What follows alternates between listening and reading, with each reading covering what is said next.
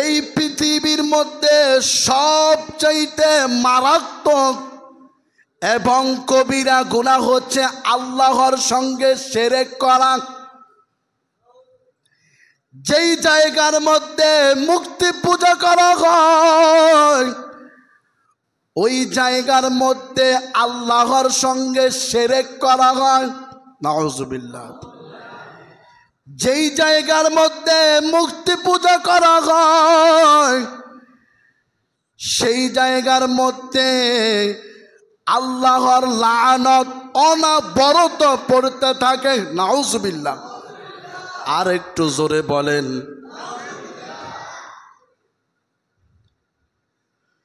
অথচ আমরা মুসলমান হয়ে মূর্তি পূজা দেখতে যাই, আমাদের কি লজ্জাও লাগে না?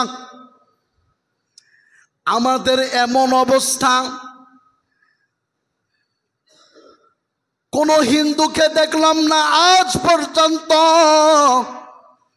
আমাদের ঈদের জামাতের মধ্যে আসার জন্য অথবা ঈদগাহে আসার জন্য অথবা আমাদের বাইতুল্লাহ আল্লাহর ঘর জুমা মসজিদে কোনো হিন্দুকে দেখলাম না, কোনো হিন্দুকে দেখলাম না আজ পর্যন্ত আমাদের ইফতার পার্টির মধ্যে আসতে, আমাদের ধর্মীয় কাজের মধ্যে আসতে।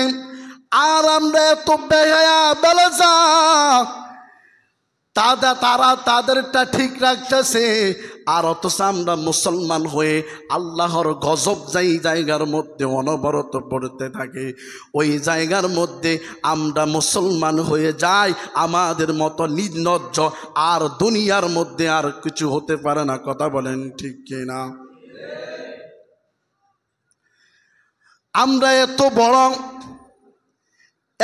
বড় নাফরমান। আল্লাহ বলে যেই জায়গার মধ্যে আমার সঙ্গে অন্যকে তুলনা করে শিরক করা হয়, আযাবের জায়গা দুনিয়ার মধ্যে যদি কোনো আযাব হয়ে থাকে যেখানে মূর্তি পূজা করা হয় ওই জায়গাটা হলো সবচেয়ে আযাবের জায়গা।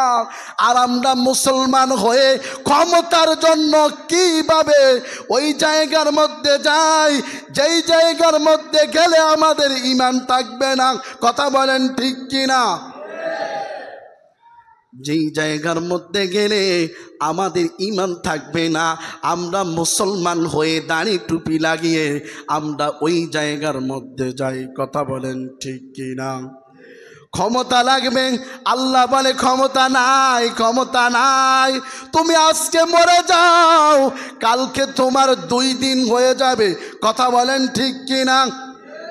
এই ক্ষমতা দিয়ে তুমি কিনবা মৃত্যুবরণ করে দেখো, কবরের জিন্দিগিটাই হলো আসল জিন্দিগি। কথা বলেন ঠিক কিনা? কবরের জিন্দিগিটাই হলো আসল এবং মর্যাদাময় জীবন। এই দুনিয়ার ক্ষমতা চিরস্থায়ী নয়, এই দুনিয়ার ক্ষমতাটা চিরস্থায়ী নয়। আমরা জ্বলন্ত প্রমাণ আমরা দেখেছি। কথা বলেন ঠিক কিনা? এই দুনিয়ার ক্ষমতা যেরকম ভাবে চিরস্থায়ী নয়, কাল কিয়ামত যখন মৃত্যুবরণ করবে তখনই তোমার সব কিছু শেষ হয়ে যাবে। শুধুমাত্র তোমার তাকওয়া, শুধুমাত্র তোমার আমলটাই তোমার সঙ্গে যাবে। কথা বলেন ঠিক কিনা? অন্য কিছু যাবে? কিছুই যাবে না। টাকা পয়সা ধন দৌলত কিছুই আমার আপনার সঙ্গে যাবে না।